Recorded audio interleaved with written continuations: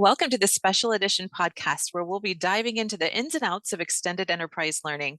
I'm joined by industry experts Fiona Lettany, Senior Analyst at Fosway Group, Europe's #1 HR industry analyst, and Stefan Pinault, CEO at Training Orchestra, leading global provider of training management system software.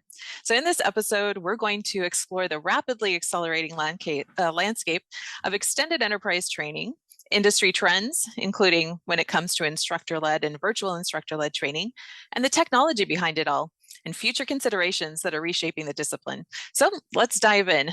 Hi, Fiona. Hi, Stefan. Thank you for being here today. Hi, Jennifer. Yeah, it's great to be here and to talk to you as well, Stefan. Thank you. Thank you. Always a pleasure, Fiona.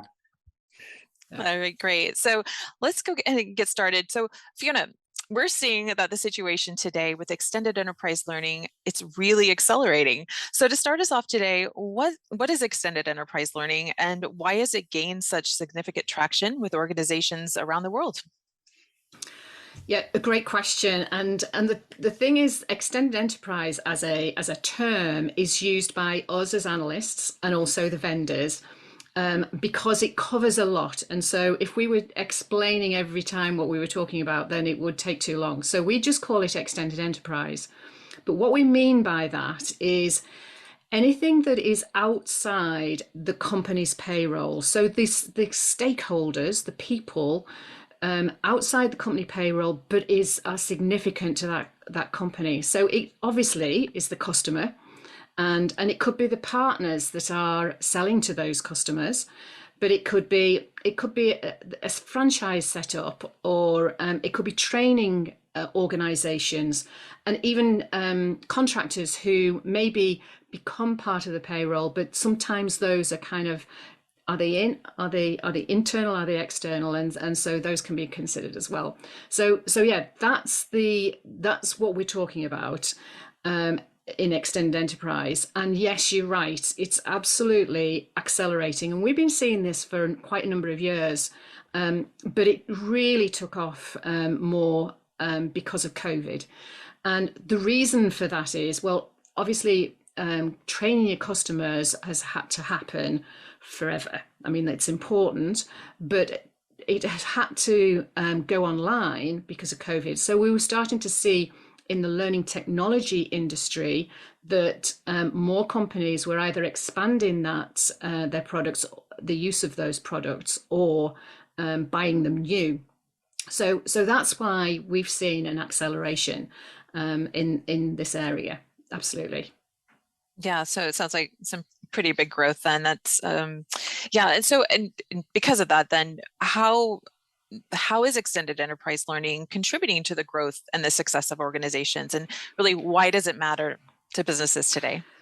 Yeah, well, as I was just alluding to, the success of an organization, it's important that your customers are successful, and so you need to be able to train them, and so it's hugely important. The training it can be almost considered as another product.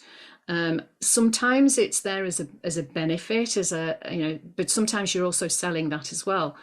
But of course, keeping your customers happy is the most important thing, and so that's where the training really comes in. And I think, as you mentioned, we're going to be focusing on the trainer use case. There are lots of others, and if those that are listening, we cover all those areas, but I think the main focus of this is about the trainer use case, the instructor-led, the virtually instructor-led. And so that's why I'm talking to Training Orchestra on this, because you've been doing this forever. This is your role to the training resource management is what you do. So Stefan, why don't you tell us a little bit about Training Orchestra and the use cases that you have and the companies that you're talking to and seeing? Yes, absolutely, with pleasure, and thank you for this introduction, Fiona. I think it's the clearest definition I've never heard.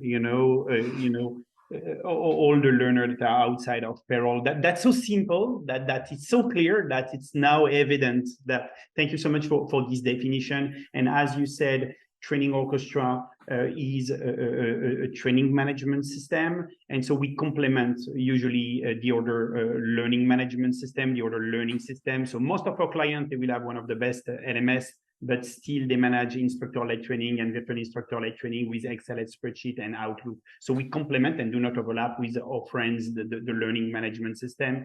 And we can serve, obviously, the employee education business model, but we can also very well serve customer education, partner education, all the external audience, not on the payroll use cases.